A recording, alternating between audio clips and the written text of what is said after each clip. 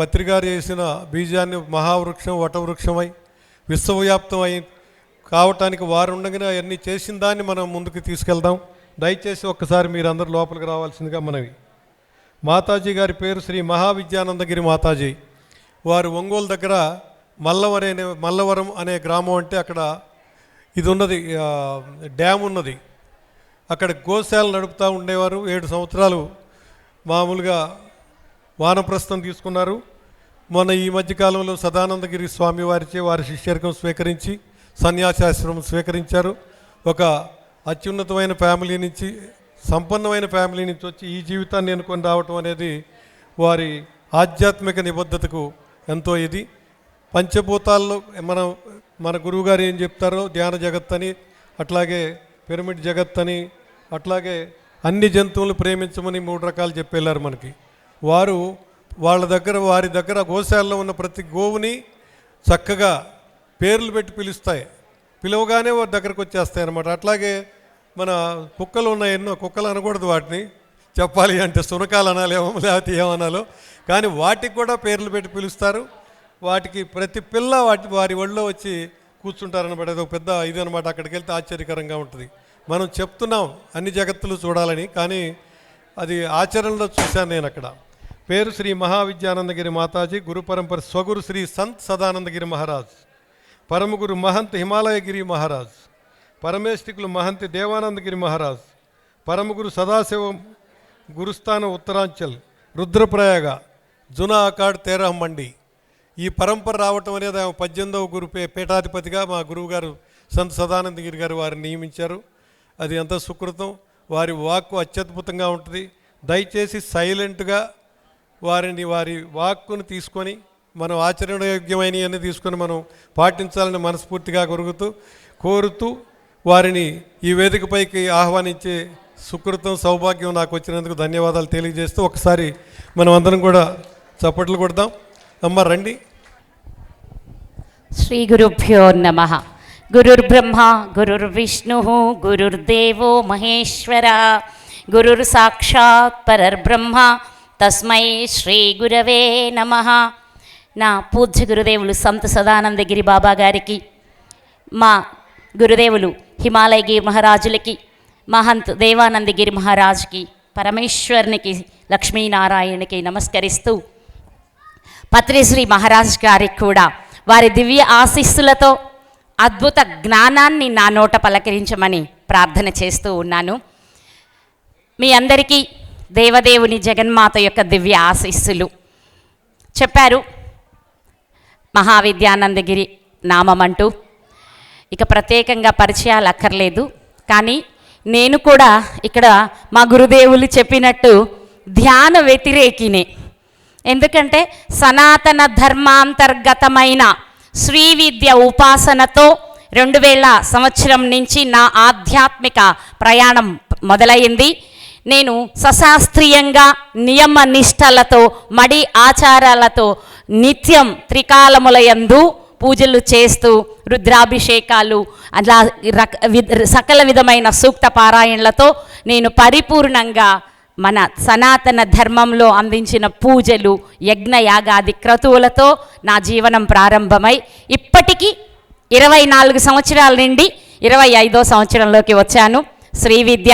శ్రీ విద్యని పూర్తి చేసిన తర్వాత గురు అనుగ్రహంతో సౌభాగ్య విద్య పూర్ణం చేసుకున్న తర్వాత మహాషోడశి పూర్ణ విద్యతో నా ఆధ్యాత్మిక సాధన పూర్ణమైన అమృత గడియల్లో నా గురుదేవులు బాబాగారు రావడం, నాకు ఈ అద్భుతమైన పరిపూర్ణ సన్యాస యోగ దీక్ష ఇచ్చి, ఇంకా వారితో పాటు ధర్మాన్ని ప్రచారం చేస్తూ మీలాంటి వాళ్ళందరికీ జ్ఞానాన్ని ఇవ్వమని మా గురుదేవుల యొక్క ఆదేశం, గురు ఆదేశం నాకు శిరోధార్యం. సదా వారి పాదాలకు నా నమస్సుమాంజలి. అయితే ధ్యానం గురించి చెప్పినా, ఇక్కడికి వచ్చిన తర్వాత నేను పత్రిజీ గారు ఇచ్చిన 3 విధానాలకి పరిపూర్ణంగా అభిమానిని. ఎందుకంటే అత్యంత ముఖ్యంగా నాకు నచ్చేది శాకాహార జగత్తు. ఏ జీవిని ఇంత హింసించినా నేను బ్రతకలేకపోయేదాన్ని. అది నాకు బాల్యం నుంచి భగవంతుడు ఇచ్చిన వరం. మన చుట్టూరు ఉన్న చీమల దగ్గర నుంచి మా గోశాలలో ఎన్ని ఆవులు ఉన్నాయో మన గోశాల చుట్టూరు అన్ని శునకాలు ఉంటాయి, అన్నీ ఉంటాయి. చక్కగా అందరికీ నిరంతరం అన్నం పెడుతూ వాటన్నిటినీ పేరు పేరున, వీధి కుక్కలైనప్పటికీ వాటికి అన్నీ తెలుసు, మనకంటే జ్ఞానం, ఎందుకంటే అవి నిరంతర ధ్యానంలో ఉంటాయి కాబట్టి. ఏం చెప్పారు ఇందాక రామరెడ్డి గారు? ధ్యానం ద్వారా ఏమొస్తుంది? జ్ఞానం. జ్ఞానం పెరగాలి అంటే నిరంతర ధ్యానం చేయాలి మనం. అర్థమవుతుందా? కనుక నాకు రెండో జగత్తు కూడా చాలా చాలా ఇష్టం, ధ్యాన జగత్తు. ఎందుకంటే మనలుగా అంటే ఫస్ట్ మన అందరం పశువులతో సమానమే. ఆదిశంకరాచార్యులు చెప్తారు, జంతువునాం నరజన్మ దుర్లభం అన్నారు. అంటే జంతువుల్లో కల్లా ఈ నరుడు అనే జన్మ ఎంతో గొప్పదిరా అన్నారు. అంటే మనం కూడా జంతువులమని ఆయన చెప్పేశారు కదా. ఈ జంతువు మరి మనిషి ఎలా అవుతుంది? జ్ఞానం పొందడం ద్వారా మనిషి అవుతుంది జంతువు. మరి జ్ఞానానికి మార్గం ఏంటి? ఎన్ని పూజలు చేసినా, ఎన్ని యజ్ఞయాగాది క్రతువులు చేసినా అక్కడ నాకు మానవత్వం దొరకలేదు. ఇది నేను ఎప్పుడు ధైర్యంగా చెప్పగలిగే మాట. మనలో మానవత్వం లేనప్పుడు, ప్రకృతిని ప్రేమించలేనప్పుడు, జీవుల పట్ల కరుణ దయ లేనప్పుడు మనం ఎన్ని పూజలు చేస్తే వచ్చే లాభం ఏంటి? ఆ అజ్ఞానాన్ని పెంపొందించే పూజల కంటే సుజ్ఞానాన్ని ఇచ్చే ధ్యానం ఎంతో గొప్పదిగా, అది పత్రిజీ గారు మన అందరికీ ఇచ్చినందుకు నేను చాలా చాలా సంతోషంగా ఉన్నాను. ఇంకో విషయం ఏంటంటే, ఇక్కడ ఈరోజు నేను చెప్పాను శ్రీ విద్య అన్నాను. అన్నీ గొప్పవే, మన దగ్గర ఏది తక్కువది లేదు. కానీ శ్రీ విద్య ఉపాసన చెయ్యాలి అంటే నియమనిష్టలు అన్నాను, ఆచారాలు అన్నాను, వ్యవహారాలు అన్నాను. దానిలో తప్పనిసరిగా చదువు కూడా ఉండాలి. ఎందుకంటే మంత్రంలో కొంచెం కూడా దోషం ఉండకూడదు. మంత్రం జపించాలంటే చాలా సవ్యంగా జపించాలి. అది కూడా లేని ఎందరో ఇక్కడ చాలామంది చదువుకోని వాళ్ళు కూడా ఉన్నారు. కానీ జ్ఞానిగా మారడానికి చదువురాని వ్యక్తి అనర్హుడు అని లేదు కదా. అందరినీ తీసుకొచ్చారు పత్రిజీ గారు, కూర్చోబెట్టేశారు. అందరికీ ధ్యానం చేసి అందరూ కూడా వాళ్ళ జన్మని సార్థకం చేసుకునే మహద్భాగ్యం ధ్యాన జగత్తు నుంచి పొందుతున్నాం. కాబట్టి చక్కగా నిత్యం ధ్యానం చేయడం మనలోని జ్ఞానాన్ని పెంపొందించి ముందు మనల్ని మనుషులుగా చేస్తుంది.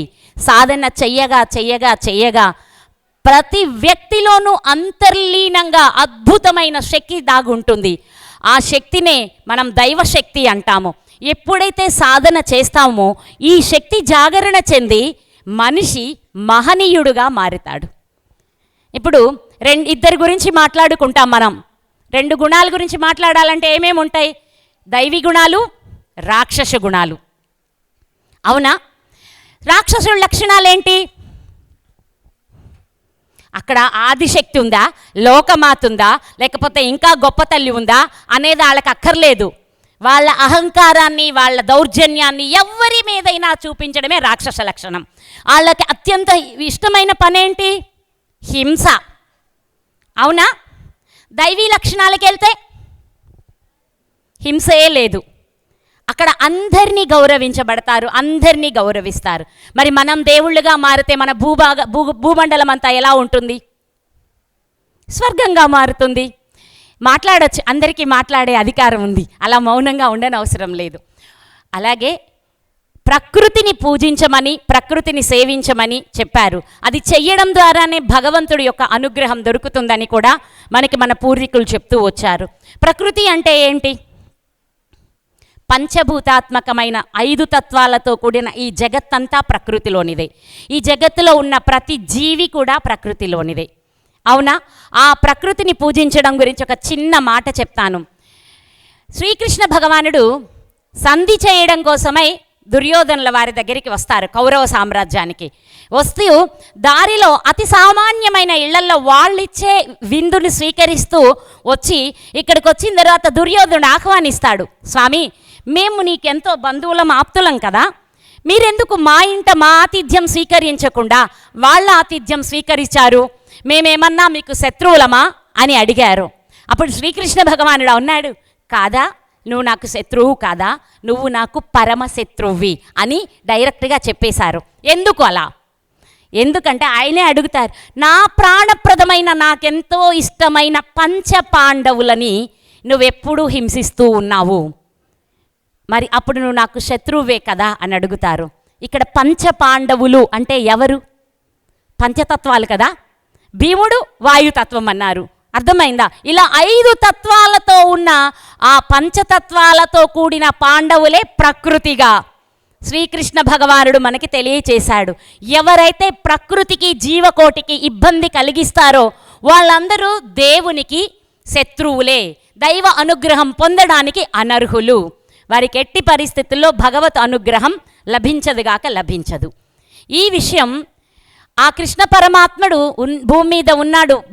చిన్న బాలుడుగా పుట్టి భూమండలాన్ని సస్యశ్యామలంగా చేసి గోవుల్ని రక్షించి గోపాలకుడై ఎంతో అందంగా భూమండలాన్ని తీర్చిదిద్ది ఈ దుష్ట సంహారం చేసి ఈ శిష్టులను రక్షించి ఇక అందరూ సవ్యంగా రాజ్యాన్ని పరిపాలించమని ఆయన పాండవుల దగ్గర సెలవు తీసుకొని తన ద్వారకకి వెళ్ళిపోయారు. వెళ్ళిపోయిన తర్వాత అక్కడ ఏం జరిగిందంటే కొన్ని రోజుల తర్వాత కృష్ణుడి యొక్క, అంటే అప్పట్లాగా మొబైల్స్ లేవు కదా, ఇక్కడికి అక్కడికి ఫోన్స్ కూడా లేవు కదా ఆ యుగంలో. కాబట్టి ఏదైనా సరే అక్కడి నుంచి వాళ్ళు వచ్చి ఇక్కడ చెప్తేనే వాళ్ళు ఎలా ఉన్నారో తెలుస్తుంది, ఇక్కడి వాళ్ళు వెళ్ళి అక్కడ మాట్లాడితేనే వీళ్ళు ఎలా ఉంటారో తెలుస్తుంది. అలాంటి సందర్భంలో ప్రకృతిలో వస్తున్న మార్పులు చూసి ధర్మరాజు భీముడితో ఒక మాట అంటారు. ఏమిటి భీమసేన, ఏంటి శ్రీకృష్ణ భగవానుడు భూమండలం మీద లేడా? ఏంటి భూమంతా ఇలా అయిపోయింది? ఆయన కానీ శరీరాన్ని త్యాగం చేశారా? ఎప్పుడూ పంటలు పండే మన భూమి అప్పుడప్పుడు మాత్రమే పంటలు పండుతూ ఉంది. ఎప్పుడూ పుష్పించే తీగలు లతలు పూలు పూయడం మానేశాయి. మనకి అన్ని కాలాలలో దొరికే రకాల పండ్లు కూడా దొరకడం పోయాయి. మిత్రులందరూ బద్ధ శత్రువులై మన వెనక మనకి తెలియకుండా ఎన్నో కుట్రలు కుతంత్రాలు పన్నుతున్నారు. స్త్రీలలో భక్త పట్ల గౌరవ మర్యాదలు తగ్గిపోతున్నాయి.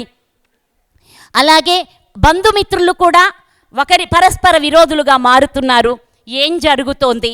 ఇలా ఎందుకు అవుతోంది? ఇలా అవుతుండానికి కారణం కృష్ణ భగవానుడు లేడా? ఈ శరీరాన్ని వదిలి అవతారం సాలించాడా అని ధర్మరాజు భీమసేనుతో మాట్లాడుతూ ఉంటాడు. నిజం, అప్పటికే స్వామివారు తన శరీరాన్ని వదిలి వెళ్తారు. అంటే స్వామివారు లేకపోతే భూమండలం ఎలా ఉందో అర్థమైందా? అర్థమవుతుందా? ఆయన లేకపోతే భూమి ఇంత దౌర్భాగ్యంగా ఇలా ఉంటుంది. అయితే ఇలాంటి పరిస్థితి నుంచి మనం మళ్ళా మన భూమండలాన్ని సస్యశ్యామలంగా ఎలా తెచ్చుకోవచ్చు అంటే జీవుల పట్ల అపారమైన దయా కరుణ. కానీ నేను దయా కరుణ దగ్గరే ఆగాను. మన గురుదేవులు పత్రిజీ గారు మహాకారుణ్యం అన్నారు. అంటే ఏంటి అవి? ఎలా ఉంటుంది మహాకారుణ్యం అంటే? అవతలకెళ్ళు చూసాం లేపో అంటూ ప్రతి జీవిని చీత్కరించుకుంటూ వెళ్ళడమా మహాకారుణ్యం అంటే? లేకపోతే వాటన్నిటిని వధించి కడుపుల్లో పెట్టుకొని రోగాలు తెచ్చుకోవడమా మహాకారుణ్యం అంటే? కాదు కదా. మహాకారుణ్యం అంటే మనతో పాటు ప్రతి జీవికి బ్రతికే హక్కు ఉంది.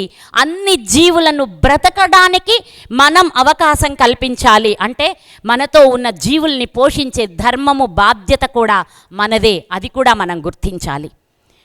అది తప్పనిసరిగా ప్రతి ఒక్కరూ తెలుసుకోండి. దేవుడు దయచేసి నా గురుదేవుల దర్వద్య నేను కూడా పిరమిడ్ సమాజంలో ఒక సభ్యురాలను అయ్యాను.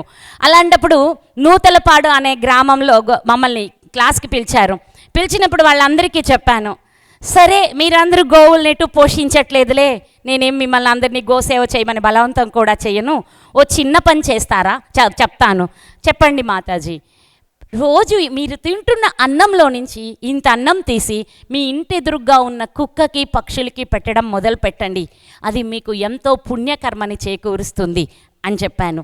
అలాగే చీమలు తిరుగుతుంటాయి కదా, కానీ ఇళ్లల్లో పెట్టకండి.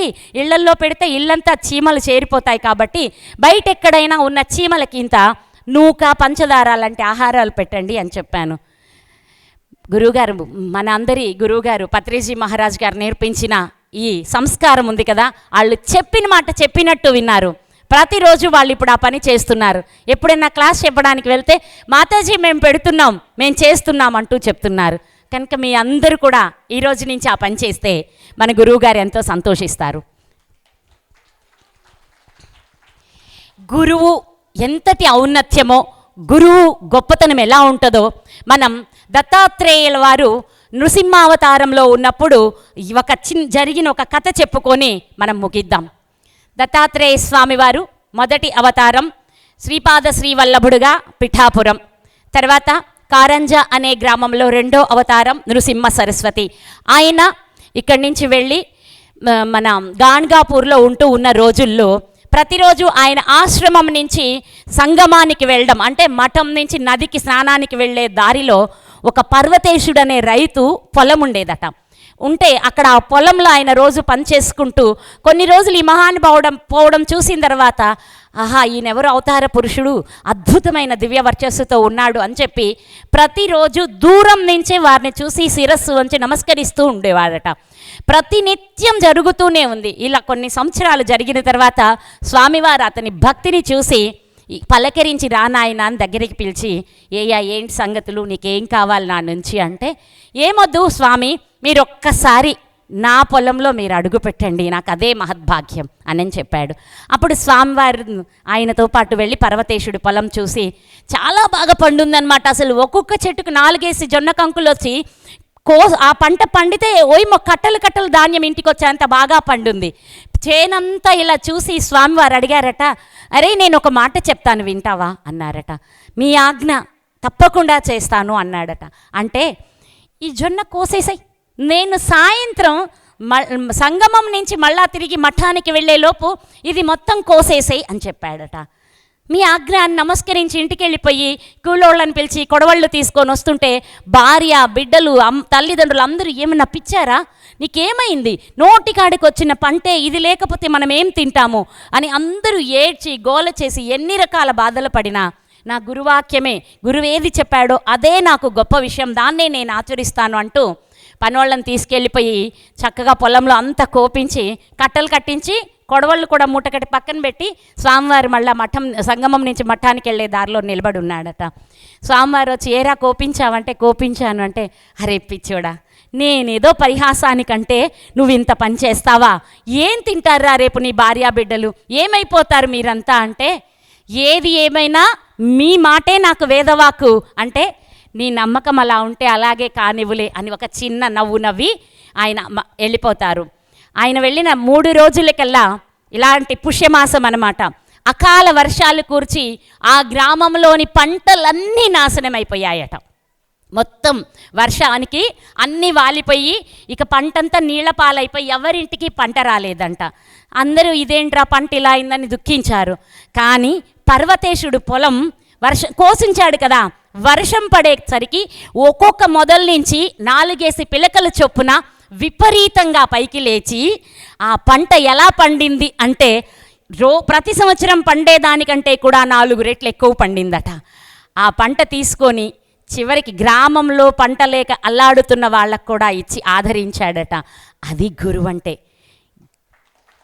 ఇవన్నీ వారికే అర్థమైందా? గురువాక్యాన్ని మించి వేరే ఏముండదు.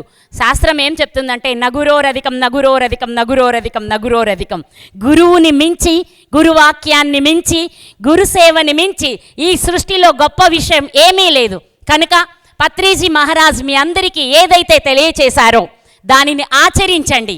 మీ జీవితాలు కూడా పర్వతేశుని పంటలాగా మహా అద్భుతంగా పండుతాయి. వారి వాకే మీ అందరికీ వేదవాక్కుగా మార్చుకొని తరించండి. శ్రీ గురుభ్యో నమః. ధన్యవాదాలు అమ్మగారు. సో మాతాజీ గారికి ఒకసారి గట్టిగా చప్పట్లు కొడదాం. ఎంతో అద్భుతంగా చెప్పారు, వారి విజ్డమ్ని మనకు అందించారు. తదుపరి కార్యక్రమం గురించి చెప్పే ముందు మీ అందరికీ ఒక చిన్న ఎక్స్పీరియన్స్ షేర్ చేస్తానండి. నేను 2020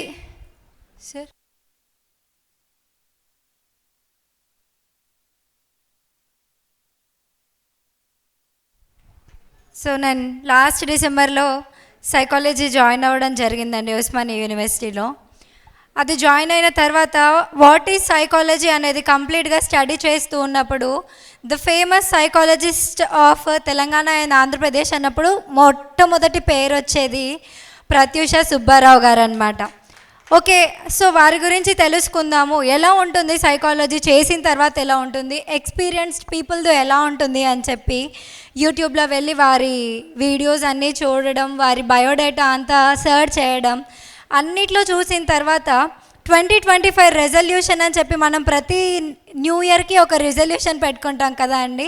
సో నేను ఒక 1 మంత్ బ్యాక్ కూర్చొని రాసుకుంటున్నాను అనమాట. ఓకే, 2025 మొత్తంలో నేను ఏం చేయాలి అంటే ఈ 12 నెలల్లో కనీసం ఒక్క రోజులో ఒక్కసారైనా వారి క్లాస్ నేను ఖచ్చితంగా అటెండ్ అవ్వాలి యాజ్ ఎ సైకాలజీ స్టూడెంట్గా అని చెప్పి. కానీ రియల్గా మేనిఫెస్టేషన్ అనేది నిజంగా జరుగుతుంది అంటారు కదా అండి, అది ఈరోజు నా లైఫ్లో వచ్చింది. 2025 ఫస్ట్ డేనే నేను వారి క్లాస్ వినడం నిజంగా అదృష్టం.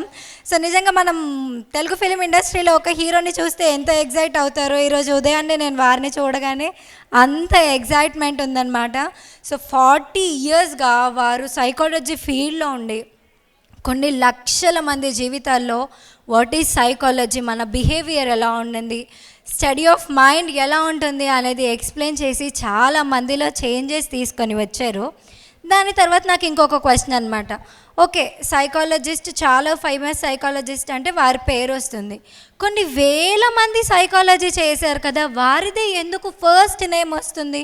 గూగుల్లో సెర్చ్ చేస్తే వారిది వచ్చింది, ChatGPTలో చూశాను అందులో కూడా వారిది వచ్చింది, యూట్యూబ్లో కొడితే వేల వీడియోస్ వస్తున్నాయి.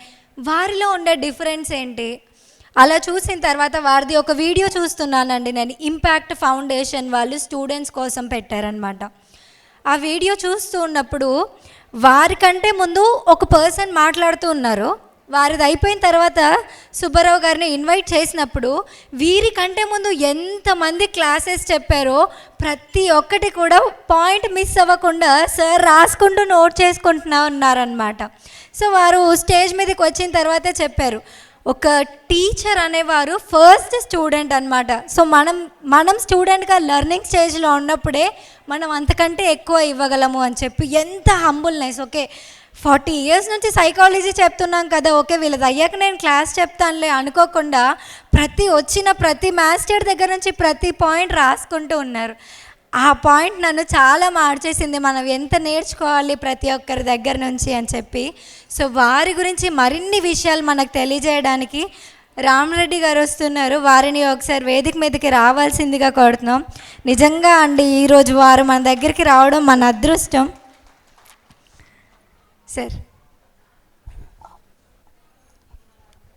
ఓకే ఫ్రెండ్స్, నెక్స్ట్ కార్యక్రమం ప్రత్యూష సుబ్బారావు గారు. వీరు స్టెప్ అనే పేరుతోటి ఆర్గనైజింగ్ దాంట్లో మరి ఇంచుమించు నాకు తెలిసి ఒక 15-20 సంవత్సరాల నుంచి కూడా అనేక మంది స్టూడెంట్స్కి తర్వాత పేరెంట్స్కి, ఈ కాలంలో స్టూడెంట్స్కి బోధన అంటున్నారు. వాస్తవంగా స్టూడెంట్స్ కన్నా పేరెంట్స్కే బోధన చేయాలి, పేరెంట్స్నే మార్చాలి. అలాంటి సిచ్యువేషన్ మారిపోయింది. అందుకని ఎస్ అంటే స్టూడెంటు స్టెప్కి, టీ అంటే టీచర్సు. మరి పిల్లల్ని మార్చాలంటే టీచర్స్ కూడా ట్రైనింగ్ అవ్వాలి. అలాగే ఈ అంటే ఎడ్యుకేషను, పి అంటే పేరెంట్స్ అని 4 పదాలతోటి చాలా అద్భుతంగా కార్యక్రమాలు నిర్వహిస్తున్నారు. వారు గుంటూరు వ్యవస్థలు.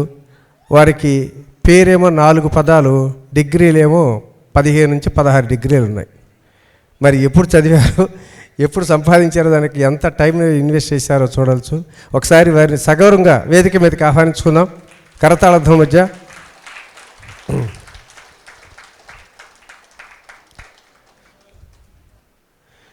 అలాగే మరి వారి క్లాస్ వినాలంటే ఏముండాలి? మీకు రిఫ్రెష్ అవ్వాలి, మైండ్ చాలా రిఫ్రెష్గా ఉండాలి. అవునా? మరి మీరందరూ ఎలా ఉన్నారు? చాలా డల్గాను, ఏందో విచారంగా ఉన్నట్టుగా ఉన్నారా? సృష్టిలో ఎన్ని అందాలున్నా నవ్వును మించిన అందం లేదండి. అవునా కాదా? పాపాయి బోసి నవ్వు, ఆ పత్రిజీ చిరునవ్వు ఎంత అందంగా ఉంటే మనందరికీ తెలిసింది. వదనానికి వర్చస్సు, నయనానికి తేజస్సు, దేహానికి ఆయుష్నిచ్చేది ఒక నవ్వు మాత్రమేనండి. అంత అద్భుతమైన నవ్వు. తొలకరి జల్లు లాంటి తొణికిసలాడే చిరునవ్వులే ఆధ్యాత్మిక మూలం అన్నారు. ఆధ్యాత్మికత అంటే పూజలు, ప్రార్థనలు, భజన చేస్తే ఆధ్యాత్మికత కాదు. నిండుగా నవ్వగలిగిన వ్యక్తికి అసలు ఏ నవగ్ర పూజలు కూడా అవసరంలా. కాబట్టి మీరందరూ ఒక్కసారి మనసారా పెద్దగా నవ్వండి. మాయల పకీర్ నవ్వులా కొంతమంది నవ్వుతున్నారు, కొంతమంది ఏమో చప్పట్లు కొడుతున్నారు. సరే, ఒక పని చేద్దాం, మన జోక్ చెప్తే నవ్వుతారని చూద్దాం. చెప్పమంటారా? ఎందుకంటే అందరూ రిఫ్రెష్ అవ్వాలి. ఈ క్లాస్ అట్లాంటిది. కూర్చున్నారా? ఇటు రండి. ఈ మధ్య ఒక తండ్రి కూతురికి పెళ్లి చేశాడండి ఘనంగా. సరే, ఆవిడ పాపం భర్తతో పాటు మరి వెళ్ళబోతూ, అత్తగారింటికి వెళ్ళబోతూ బోర్ని ఏడుస్తుంది, విలపిస్తుంది. అది చూసి ఆ పెళ్లి కూతురు తమ్ముడు చూసి అక్క వెళ్ళిపోతుంది, ఏడుస్తుందని చెప్పి ఈడు ఏడుస్తున్నాడు. అప్పుడు తండ్రి పిలిచి, ఒరే నాయనా, మీ అక్కని గురించి ఏడుస్తున్నావు నువ్వు? ఏది ఏడ్చినా మీ అక్క ఈ గడప దాటేంత వరకేరా, ఆ తర్వాత జీవితాంతం మీ బావ ఏడుపు గురించి ఒకసారి ఆలోచించి ఆడవరా అన్నాడంట. సగం మంది కూడా నవ్వలేదు. చివరిలో ప్రయత్నం చేస్తాను, నవ్వితే సరే, లేకపోతే క్లాస్ బంద్. అందరూ నవ్వాలి. ఈ మధ్య ఒక ఆయన పైకి వెళ్ళాడండి. పైకి పోవటం అంటే మీ అందరూ తెలిసిందే కదా. సరే, ఆ డెడ్ బాడీని బయటికి తీసుకొచ్చి పడుకోబెట్టారు ఇంటి వాకిట్లో. చుట్టూ మరి కుటుంబ సభ్యులందరూ కూర్చున్నారు, భార్య, పిల్లలు, మళ్ళీ అందరూ కూడా కూర్చున్నారు. ఊరంతా వచ్చింది చూడటం కోసం. ఎవరిని చూస్తారండి వచ్చిన వాళ్ళు? డెడ్ బాడీని చూస్తారా? చుట్టూ కూర్చున్న వాళ్ళు ఎవరు బాగా ఏడుస్తున్నారబ్బా అని గుచ్చి గుచ్చి చూడుస్తూ ఉంటారు. సరే, వీళ్ళకి తెలుసు ఈ సూప్ అంతా మన మీద చేస్తారా బాబు అని చెప్పి పాపం లోపల ఏమీ లేకపోయినా ఏదో దీర్ఘాలు చూస్తూ ఆరోగ్య రాగం తీస్తారు. ఆ ఇంటి పక్కన ఒక ఆవిడ, ఈవిడ స్నేహితురాలు వచ్చి ఈ భార్య పక్కన కూర్చొని చెవిలో చెప్తుంది, అది కాదు వదిన, మొన్న బాగానే ఉన్నాడు, నిన్న బాగానే ఉన్నాడు, రాత్రి బాగానే ఉన్నాడు, అసలు తెల్లారిపాటికి ఎలా జరిగింది వదిన అని అడుగుతుంది. ఈ భార్య చెబుతుంది, ఏం చెబుతాం వదిన, రాత్రి బాగా పొద్దుపోయి వచ్చాడు, నేను స్నానం చేస్తాను అన్నాడు. ఏనాడు చేయలేదు కదా, చేయవయ్యా అన్న. స్నానం చేశారు కదా అంటే పాపం. ఆ తర్వాత నేను తింటానన్నాడు, తినవయ్యా అన్న. ఆ తర్వాత నేను పడుకుంటానన్నాడు, పడుకోవయ్యా అన్న. ఆ తర్వాత పిలిచి నా కాలు నొప్పి అన్నాడు, కాలు నొక్కాను దిన. ఆ తర్వాత నా చెయ్యి నొప్పి అన్నాడు, చెయ్యి కూడా నొక్కాను దిన. ఆ తర్వాత నా గొంతు నొప్పి అన్నాడు, గొంతు కూడా నొక్కాను దిన. అంతకన్నా నాకేం తెలియదు అతను. పాపం ఎవరికేం తెలుసు అండి, ఎక్కడ నొప్పి అంటే అక్కడ నొక్కుతుంటే తగ్గింది అంటున్నాడు, గొంతు నొప్పి అంటే తగ్గిద్ది అనుకుంది కానీ మహానుభావురాలు మరి ఇట్లా జరుగుద్దని తెలియదు కదా. ఒకసారి గట్టి క్లాప్స్ కొట్టండి, మైండ్ అంతా రిఫ్రెష్ అయిపోతుంది. అలాగే మరి ఈ కార్యక్రమం ప్రారంభించే ముందు మనకి కృష్ణయ్య గారు ఆ స్టెప్కి సంబంధించిన క్యాలెండర్స్ ఒకసారి రిలీజ్ చేస్తారు. ఒకసారి క్యాలెండర్ తీసుకురండి సార్.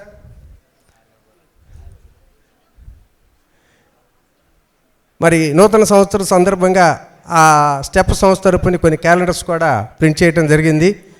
మరి ఈ సందర్భంగా ఆ క్యాలెండర్స్ కూడా మనం రిలీజ్ చేద్దాం. రాఘవ గారు కూడా రావాలి. రాఘవ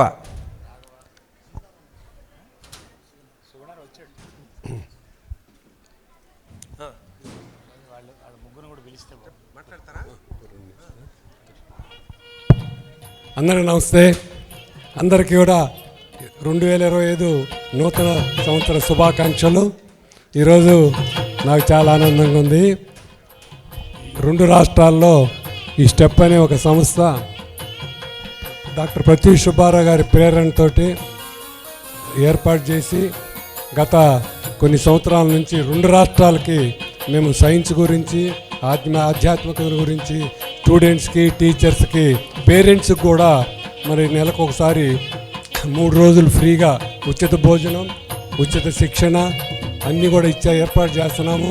ఆ సుబ్బారావు గారి వలన నేను కూడా నాకు 78 ఇయర్స్ రామచంద్ర కాలేజీలో కామర్స్ లెక్చరర్గా 32 సంవత్సరాలు ఇక్కడ లక్ష్మీదేవిపల్లిలో చేశాను. తర్వాత పాల్వంచలో కేఎల్ఆర్ MBA కాలేజ్ ప్రిన్సిపాల్గా చేశాను.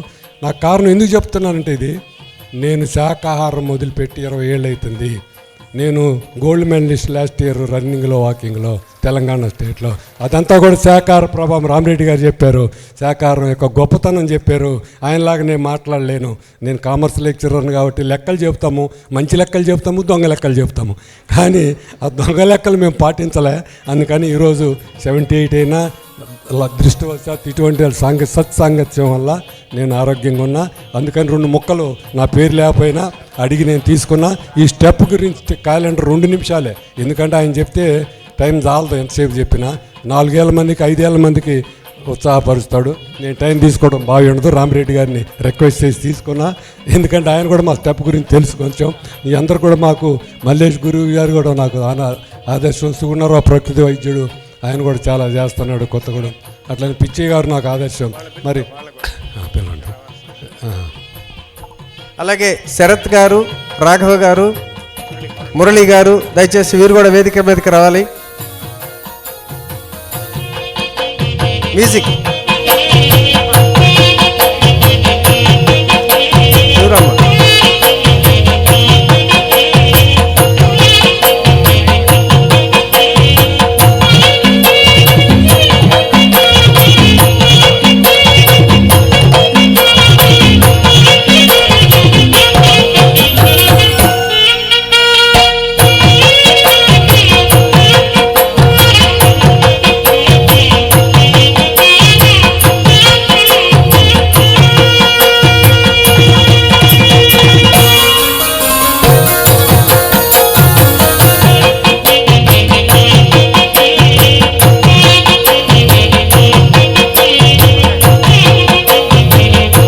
Okay, stop.